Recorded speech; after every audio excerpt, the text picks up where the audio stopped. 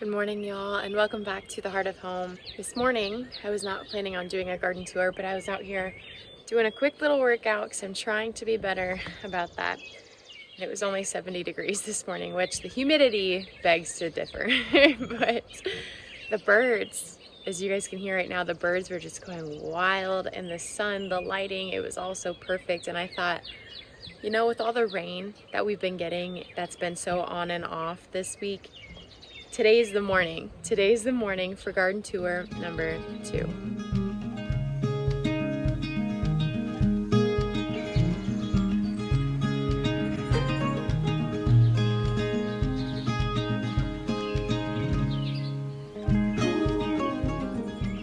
Also, I need to put a plug in just real quick.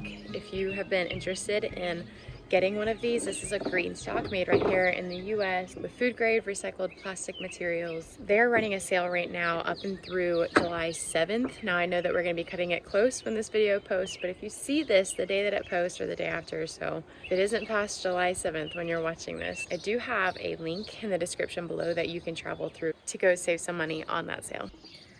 But what better place to start than right here in my beautiful GreenStalk. Every year, I always end up buying some lemongrass. I did get this grass from a different vendor than I usually do, and I'm starting to wonder what kind of variety this is. It really doesn't tell me, it just says lemongrass, but the one that I usually get from the farmer's market is more upright, whereas this one looks honestly more just like grass out of the yard. I'm not gonna lie. I have to keep telling myself, no, Courtney, she said that it's lemongrass and she sells plants. It's lemongrass, it's lemongrass. But my idea is happening. If you saw in the first couple of videos, I wanted this whole look to just look like spiky and just above the GreenStalk, kind of like a little forest here. And it's happening. I've got my rainbow Swiss chard right here. I've got my lemongrass on both sides, my mint, of course, that's my mojito mint. I've got quite a few different mints in here, but this one is mojito. I got some standing water in my GreenStalk. I do need to get a cover on top of this to keep things from like leaves and debris falling in there, but it's not the end of the world. My tomatoes are also going to pop up. I'm pretty sure this is Barry's Crazy Cherries that I put in here. I think I keep second guessing myself every time, but I am like 99% sure. A sweet viewer sent these to me when I was asking for just a very delicious, delightful cherry tomato that can compete with the super sweet 100. So it was really sweet that they sent those. But those will eventually kind of grow up, and then they're going to drape over because they're not meant to grow in this kind of space. They're going to be heavy. Barry's Crazy Cherries, if you see here, is just full of fruit. And so it's going to be heavy. It's going to want to fall over, which is fine. Underneath here, I have some habaneros planted that came up. A friend actually gave those to me. I was very impressed that they came up because the seeds were all molded, like they had been enclosed in a Ziploc before they were completely dry. But they had a great germination rate. So again, this is your reminder. If you have seeds, they're better in the ground than they are in the trash. Another mint that I have this year is peppermint. This guy's looking a little scraggly. So is the other one that was down in the yard. It already died off, so I'm surprised that he's doing so well. I'd love to replace all of my loose leaf peppermint that I order online for tea with homegrown peppermint, but we will see how he's doing because he's not doing super well. And then my favorite mint, y'all, it looks so precious too, compared to like the mojito looks a little more rough, peppermint looks a little more rough, and then you have this beautiful precious orange mint. And if y'all could smell this through the phone, man, it's a game changer. If you ever find orange mint, grab it because it goes fast. I've got some red burgundy bush beans starting here.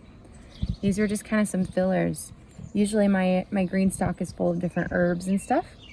I did try to do some strawberries this year, as many of you know, and a lot of them just did not take very well.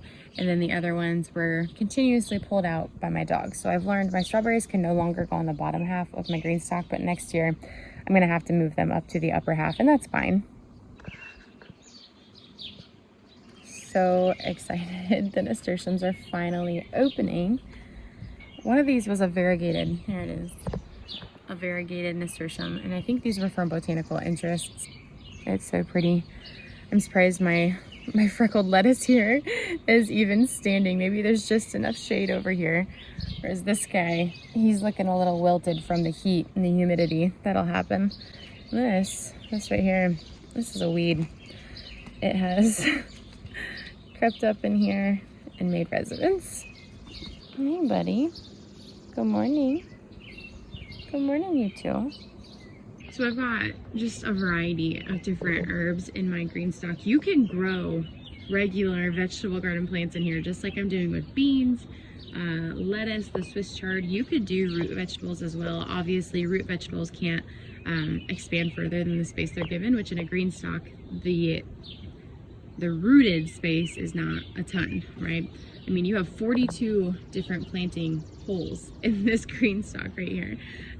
But if it's something where, you know, you live in a condo, you live in an apartment and just have a wee little patio, or maybe you're an elderly person watching this and you're tired of bending over and harvesting everything and tending to the garden, well, I would really encourage you to try a GreenStalk. And if you don't like it, at least you can say you've tried. The only thing with GreenStalks is you have to water them regularly because it is a container, and just like any other containers, when they're exposed to the heat and the wind and the elements of the world, the soil is going to dry out a lot faster than what is being kept underground or in, you know, a larger raised bed garden.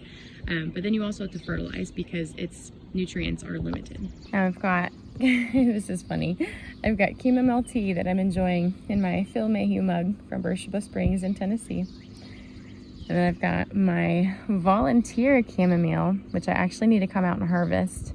I've got quite a few heads that I need to pull off here. Now these probably aren't going to get super big because there's a bunch growing in a small limited space again. But I would love at the end of the season to take some chamomile seeds because this is not a perennial. Oh, I forgot to mention. Hi, my name's Courtney and we're gardening in Zone 5 in eastern central Iowa. So I hate when people do garden tours and they don't say where they're gardening, because then people watch these videos and they're like living in Alaska or they're living in Florida and they're like, wait, that doesn't make sense. You know, my plants haven't started growing, or my plants are growing way too much. So that's just, it's a pet peeve of mine. This is Zone 5 in Iowa and it is the last week of June. It's almost the 4th of July. This chamomile, I want to go re-sow because it's not, chamomile is not a perennial. It just readily re-sows, drops its seeds obviously, which is why all of my chamomile, besides these couple that I pulled out, are growing towards the back. But I want to go throw some in the garden beds because I would love to have chamomile bushes just kind of like sprig up everywhere. I think it'd be such a delight. And then I put a crap ton of basil in here. I had so many packets of basil where I was like, this one's the oldest. The germination rate's probably gonna suck. Nope, it did not. It was really good. Now I've also got feverfew over here, but it hasn't started blooming. I have never grown feverfew before. If you have, will you let me know, like at what point in this season does it start to bloom? Because apparently feverfew and chamomile look very similar. Obviously the foliage does not, but apparently the flower does. To me right now it almost looks like a cilantro or a parsley, but we'll find out. And these strawberry plants that I thought were dead, again, better off in the ground than in the trash. This is actually, these are the two plants that I've harvested the most strawberries off of, because the strawberries in the front yard over there are getting eaten by bunnies, which I knew that they would, and that's okay. I just wanted to add more food and foliage into the front yard, and these will spread like crazy. And then the ones up there are getting eaten by these fools. So they're hard to come by in this house. Every year, this garden grows a little bit, and every year I feel overwhelmed with things to do. Oh, it's beautiful though. It's so beautiful. The other thing that I do every year in my garden is I grow something new. And this year, actually there's quite a few new things, not just a couple. There's a lot of new things in my garden this year, and so I'm learning a lot. And there's a lot that I don't know, which makes me a little nervous, if I'm honest. And it kind of makes me feel like an imposter, you know, when you're asked to talk about something and you're like, I have no experience here. So I'm just gonna be frank with y'all. I'm growing some things and I don't know how they're gonna turn out, and frankly I don't know how to take care of them, so praise God that seeds want to grow. I'm usually not one to do watermelon. This is a sweet crimson watermelon that my friend Summer gave me seeds for. Gosh, it feels like probably years ago now. The reason I don't normally do watermelon is because, yes, you could grow it vertically, which is a big thing of what I do here in a suburban homestead. But the fruit, it doesn't yield as much fruit, let's say, as a cucumber or a tomato plant would. And so I have had to be very particular on what I grow in my garden. But this year, you know, I had all these containers. I have a beautiful fence that things can crawl up if they absolutely need to. I have wonderful neighbors. And so I thought, you know what, I'm going to give it a chance. I'm going to throw a couple seeds in here. And of course, they all germinated. And I wasn't sure if they were going to really take off because I think some birds were chewing on the little seedlings, but they did. This variety, apparently it's super resilient. I am also trying another melon that I got from the farmer's market. And I literally bought it because I thought it looked good. It had a picture, it had no information. It's called the Jester melon, but this is what it looks like, and the plants are also doing fabulous. You can see I actually have some male and female blooms down in here. We've got 3 plants over here. It's kind of hard for you guys to see. This area of the yard, some of you know, if you've been here from the beginning, you know that this used to be the home of a poison ivy tree, essentially. I'm serious. When we bought this house, I thought it was a peach tree because of how scraggly and the way the foliage looked, and I wasn't familiar enough with poison ivy. Got into it, hated my life for the rest of the season. But because of that, I did have to use some pretty harsh chemicals to get that out of here. It was really bad. It was rampant. It was all over our yard, and that was the biggest one. And I haven't wanted to plant anything in the soil because of that. But, you know, part of me was like, yeah, you know what? I can't just leave this soil barren, right? And I don't want it to be infested with a bunch of weeds or, let's say, poison ivy again. So I'm going to plant it. And so that's what I'm doing. And then eventually, next year, hopefully, fingers crossed, keep my husband accountable, guys. We will have our chicken coop built here, and this will be their run area. So they're going to be tending to the ground here as well. So that's the plan for that. But I've also got something else new under here. Well, this is a very resilient hydrangea that will not go away. And this is pumpkin.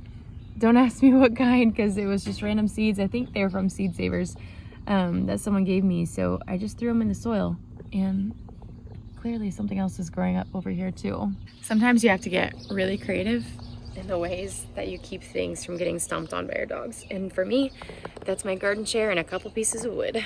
I think it's funny because when I cleaned out my garden last year, I threw a bunch of just the remaining scraps and fruit over here, knowing that there was a likelihood that volunteers would come up, and sure enough, they have.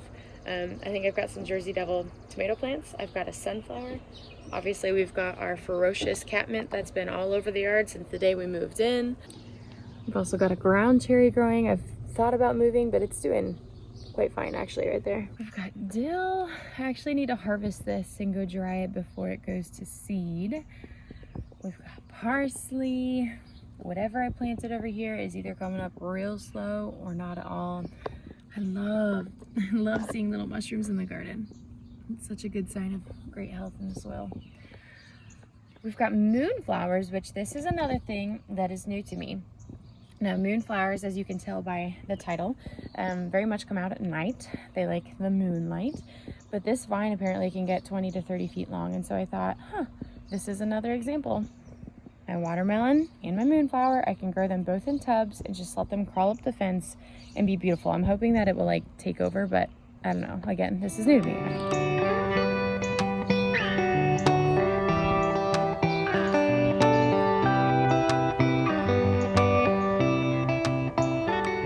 Just looking around at the garden, because I'm not usually out here this early in the morning. I'm usually inside cooking breakfast for a 4-year-old that has to eat before he does anything. I have got ground cherries everywhere. This is another ground cherry from last year. And another one. They're over here by my grandma's Egyptian or walking onions, as many people know them. But look at that. These guys are so resilient. They will just grow. They're all over. There's more right here. Honestly, a volunteer plant is the best kind of plant because they have really strong genetics And then you didn't have to water them, you didn't have to worry about them. They just wanted to grow. And so it's beautiful. What a blessing. Alice and I are gonna have to literally hunt for ground cherries this year. And this means that they're always gonna be in our garden, because ground cherries, if you didn't know, which we'll get there, they're at the complete other end of the garden right now. Ground cherries, when they're ripe and they're ready to be eaten or harvested, they fall to the ground. And so when these ones fall to the ground, either the dogs are gonna eat them, the birds are gonna eat them, poop them out, or they're just gonna go back to the soil and be there forever, and then we'll have them next season. I think this is probably gonna be my favorite view of the garden this year. It's little right now, guys, and you can see right through it, but use your gardener goggles here with me for a minute. We've got a bunch of different tomato plants.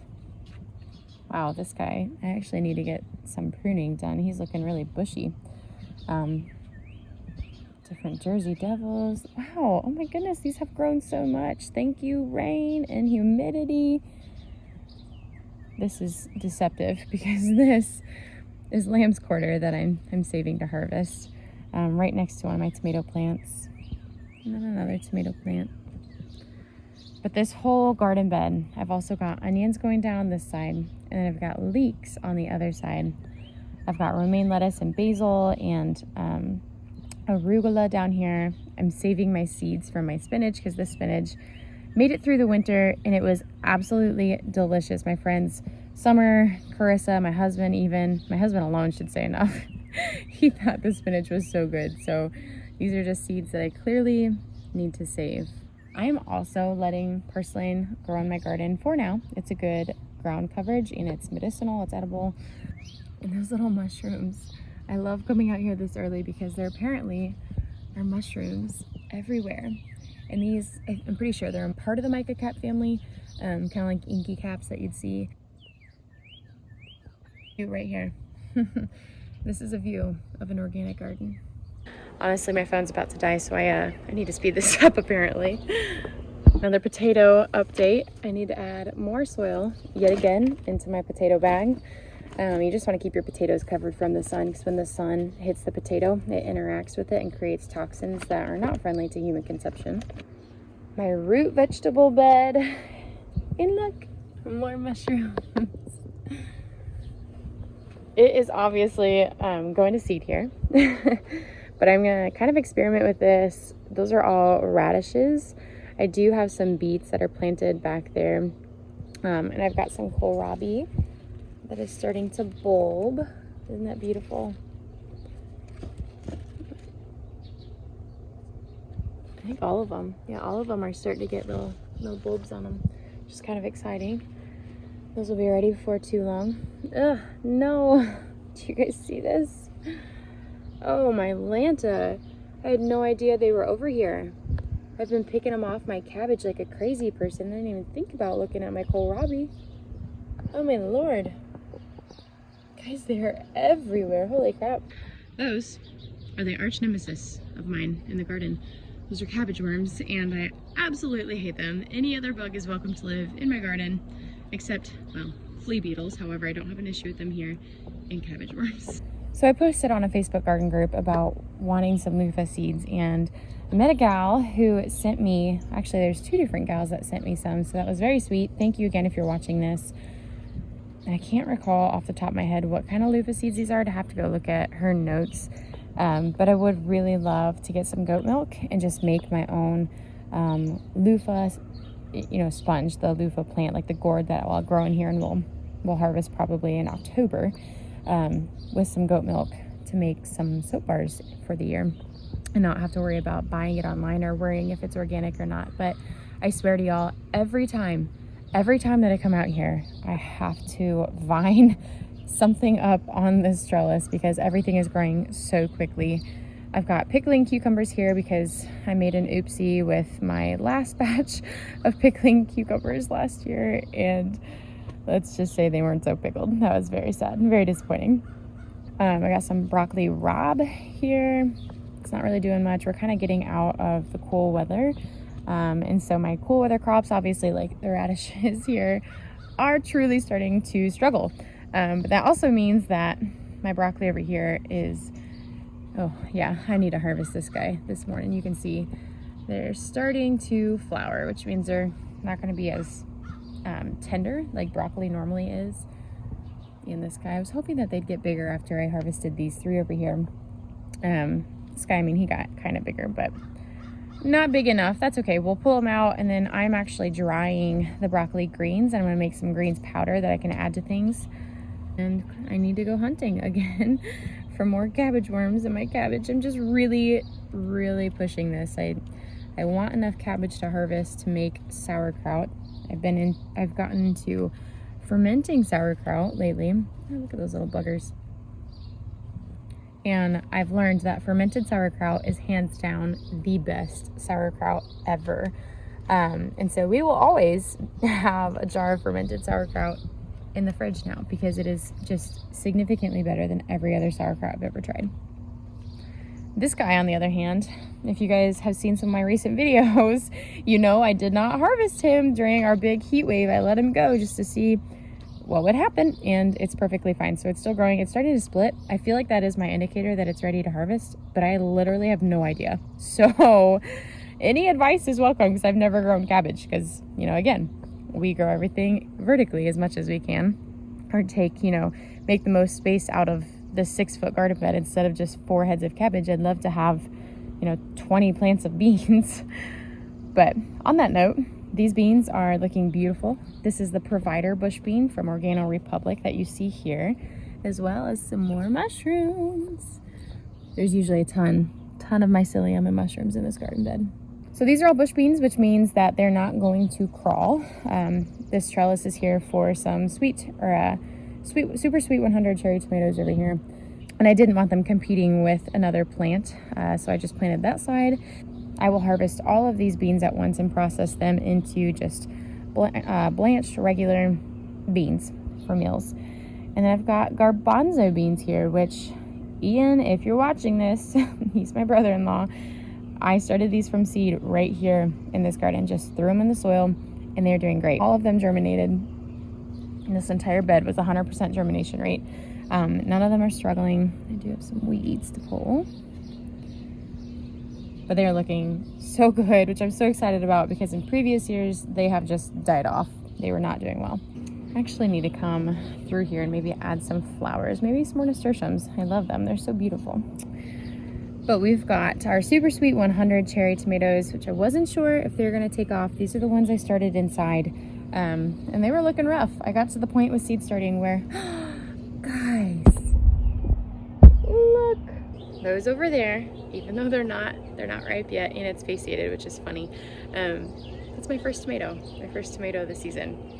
I'll be sure to record when I harvest it, because man, tomatoes are the one food that we literally don't buy from the grocery store unless it's in season, then it's coming out of our garden. So I am like salivating. I am ready for tomatoes. I didn't think that these tomatoes would do very well, because I get so tired at the end of seed starting season, and I'm just like, just throw them outside and see if they grow. And that's what I did. But I did sow some extra seeds just in case. So I will have a couple extras to plant somewhere else or give away if I absolutely need to, as well as some pepper seeds. These are some different, I think that's California Wonder that I put in there. My ground cherries, like I said, they're super close, guys. Super, super close to dropping. Now this one, I'm so confused. I really thought this was a ground cherry when it was little, so I transplanted it, but I know that there's a plant that looks like ground cherries and it's not. I don't know, I have a funny feeling that this one's not, but I'm just gonna keep an eye on the fruit and see what it does. If it's not, I'll just rip it out. Problem solved. We've got another guy over here. They're so close. And the last big part of my garden bed is part of a goal that I have this year for our family. We are big hot sauce people, and so we decided to grow a bunch of hot peppers. A lot of these are bought from the farmer's market because, again, mine were just not doing well because I said survive or die, and a lot of them died. And so I planted a bunch of seeds in here to replace them, but that means that they're just going to be behind, and you know what, that's okay. It's not the end of the world. It's an experiment. It's gardening. But I've got all sorts of different kinds I've never heard of. These are bell peppers though. This part right here, these are bell peppers. King of North, I think is what they are. And then we've got California Wonder. These ones are hot. Oh yeah, these are the Anaheim peppers. And they are super close to putting off some fruit here. And this, I literally, I should have just taken a picture, y'all. I'm not gonna know what these hot peppers are until they come up. Yeah, of course, my little makeshift tags, all the labels have washed off. Fun mystery plants. I know that these are dateles. We figured that out in a previous video, which were some free hot pepper seeds that Baker Creek actually gave me. Goat horn, we actually had one of these on one of our open-faced beef sandwiches the other day. And they're really tasty. I should have picked these off when I transplanted them. They were little blooms. I didn't. Usually I do, but it's just one of those things where I just wanted to kind of see what happens. But you can see all this new foliage coming up here. Good thing I'm reading these right now, because 2 weeks from now these tags are going to be off. Brazilian starfish pepper. That's what this row is. Oh, there's a little lightning bug down here. Oh, I just put my phone right into a spider web. You guys probably can't even see it. Poor guy. All this life in the garden, man, I'm telling you, it's beautiful, and it's so rewarding knowing that I have a safe space for bugs to actually thrive in, that want to be here. And then this last strip is called Georgia Flame. Oh, I think I hear a 4-year-old. We'll see if he finds me. I did also sow, I know there's cayenne in here. I also put some more dill in here because I knew my other dill was going to be going to seed. And dill, I mean, it germinates pretty quickly. And so that'll be perfect for my cucumbers that I'm going to be pickling. I do need to add in some other filler space because soil wants to be covered, right? The earth is modest. If you don't cover her, she will. I did plant more seeds over here. However, I'm a little disappointed. Is that the end of a Nerf? I'm a little disappointed that nothing has come up yet. In the last place that I don't think I actually showed you guys on the first garden tour, other than the GreenStalk, was my tea garden. And my tea garden is going to be slow and steady, especially because I'm trying to navigate how to do this. We have to paint our deck this year, so I don't want to put a bunch of plants in and then have to stomp all over them or have someone else stomp all over them while we are painting or I'm putting up lattice and stuff. So I'm very cautious about what I'm putting in. So this year I was just focusing on rose bushes. And then eventually I'm gonna drop those chamomile seeds in the rose or in the tea garden area. But for the meantime, I want to get stuff in the soil. And so I planted more jester melons over here. There was 3. The dogs trample on one because they like to run. When they get the zoomies, they just run everywhere. So I've had to kind of block them off. You know, I've kind of deterred them from this area. But more jester melons, more catmint, amaranth, I believe. Lots of more mushrooms. I do have a wall of zinnia flowers and some other wildflowers over here. Can you tell I'm trying to protect my lasting mint plant over here? It's doing great. I think the dog was peeing on it there for a while, so I tried to like barricade it, and it worked. But I've also got zinnias. I've got the next round of zinnias coming up. I'm just continuously sowing them. I actually need to sow some more because as soon as I start to see true leaves, I sow more seeds. I did put another cucumber over here, and I'm surprised that this guy is making it because if you didn't know, cucumbers do not like to be transplanted. They don't like the roots being tampered with. I'm not sure what that is. So I stuck him in here and said, good luck to you, buddy. And he's doing great. More zinnias. This was my other orange mint, and it is no longer with us. R.I.P. Then here are some rose bushes that I got and trash, y'all. This is just, can we just be real for a minute? Like, this is just suburban 4-year-old, 2 dogs running the yard, eggs that are supposed to be up there but probably blew down, that are supposed to go to the garden. This is the life. This is what it is, and I'm not going to hide it from y'all because we're going to be authentic on this channel. And those are just some perennials that I moved actually a couple years ago now. These rose bushes I got from Aldi. I can't remember. I think the tag is in my shed. I can't remember the exact variety off the top of my head, but I did make sure that both the hips and the flowers or the petals are edible. And so this is kind of the beginning of my tea garden. I wanted to have lots of roses in here. They're resilient. Obviously, roses are really good at deterring pests with their thorns.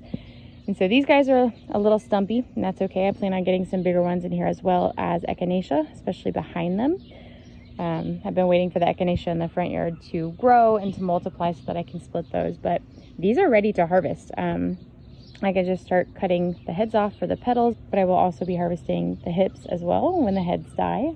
I cannot believe we're getting this entire tour in without being interrupted by my husband or my son. I hate to have to end the garden tour this way, but I got bad news, and that is my blueberry bushes and my haskip bushes have died. I thought it was my dog peeing on them, and it might have been a reason why, but I had them, seriously, I had them caged off with cattle panels like feet away for weeks, and then this other haskip bush actually died the same way the other ones did, and so I'm just kind of at a loss at this point. I've got one blueberry bush that is trying, but it is, as I can see, it's starting to die off the same way. The foliage started to get brown and nasty, and then it moved inward to the center of the plant, which I thought was very interesting. And no, my neighbor hasn't sprayed any of his pesticide stuff. I let him know that I've got plants right on our fence that we share here. The dog wasn't peeing on it. I have no idea. I'm seriously at a loss. So if you guys grow blueberries or haskips, please give me some advice. How do you tend your soil? I know they need a higher pH. I did that. I amended the soil. Maybe it's just the place I bought it from. I thought it was a trustworthy place, but I guess next time I'll try somewhere else. Here's my one remaining guy. You can see like the foliage is starting to turn black, and then it goes on into the actual twigs, the stems here. But like the stem itself, like everything is green and still thriving, right? It's trying to put off fruit, which plants will do if they know that they're dying. There was new growth happening, as you can see here. I'm just baffled. I am so intrigued by what is happening. Like, are squirrels peeing on it or something? Like, I don't understand. That's the guy that was alive and looked very healthy when we closed him up weeks ago. And now he looks like that one and that one.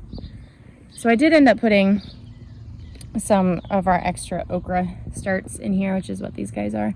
And there was, oh, that is interesting. Y'all look at this. Something is also digging in here. It's gotta be squirrels. There was a sunflower. What a joke. There was a sunflower coming up right there. And over here, and over there. That is so funny. There is something going on in this garden bed that I just cannot put my finger on. Anyways, guys, that's the tour. That is our second week of garden tours for this summer. There's so much to come. I've got a sweet friend of mine who offered to take some pictures in my garden here when it starts taking off in just a few weeks. We'll continue to do these weekly just to see the growth that's happening, and it's happening quickly. So I'm excited, but I'm gonna go in and cook my family some breakfast, and I hope that this garden tour blesses y'all. I hope it encourages you. I'm so grateful for each and every one of you that are here watching this. It couldn't do it without you guys, so thank you so much. I'll see you on the next garden tour. Bye.